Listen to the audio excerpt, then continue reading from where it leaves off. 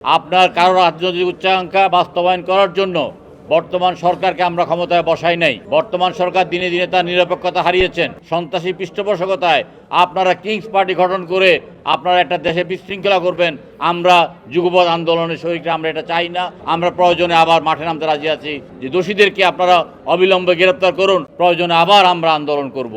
আমরা দাবি করছি এই সরকারের প্রতি এই যত দ্রুত সম্ভব হামলাকারীদের গ্রেপ্তার করুন। আমরা গণ অধিকার পরিষদের সাথে আছি, আগেও ছিলাম, যুগপৎ আন্দোলনে বর্তমানেও আছি, ভবিষ্যতে থাকব। আপনার কারো রাজনৈতিক উচ্চাকাঙ্ক্ষা বাস্তবায়ন করার জন্য বর্তমান সরকারকে আমরা ক্ষমতায় বসাই নাই। বর্তমান সরকার দিনে দিনে তার নিরপেক্ষতা হারিয়েছেন। বর্তমান সরকারকে আমরা আর নিরপেক্ষ সরকার বলতে রাজি নয়।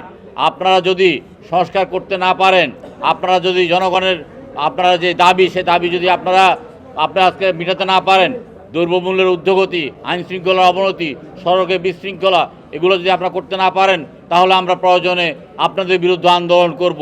আমার মনে হয় আপনারা দেওয়ালের লিখন ইতিমধ্যে বুঝতে পেরেছেন, পড়তে পেরেছেন। সন্ত্রাসী পৃষ্ঠপোষকতায় আপনারা কিংস পার্টি গঠন করে আপনারা একটা দেশে বিশৃঙ্খলা করবেন। আমরা যুগপৎ আন্দোলনের শরীরটা আমরা এটা চাই না, আমরা এটা হতে দেব না।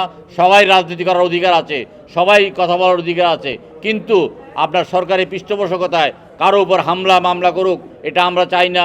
সরকারি পৃষ্ঠপোষকতায় কারো উপর নির্যাতন করুক, জুলুম করুক, এটা আমরা চাই না। আমরা যুগপৎ আন্দোলনের সঙ্গীরা আমরা প্রয়োজনে আবার মাঠে নামতে রাজি আছি।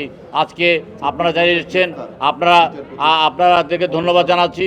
আবারও বলছি যে দোষীদেরকে আপনারা অবিলম্বে গ্রেপ্তার করুন এবং যে ম্যাজিস্ট্রেট আপনার জামিন অযোগ্য ধারায় জামিন দিয়েছে তাকে আগে অপরাধী সাব্যস্ত করে বিচারের আওতায় আনুন। অন্যথায় গণ অধিকার পরিষদ যেটা ঘোষণা করেছেন সেই নির্মম আদালত ঘেরাও করা হবে। সেখানে আমরা যুগপথের সঙ্গীরা আমরা সে আন্দোলনের সাথে একাত্মতা ঘোষণা করছি। ধন্যবাদ।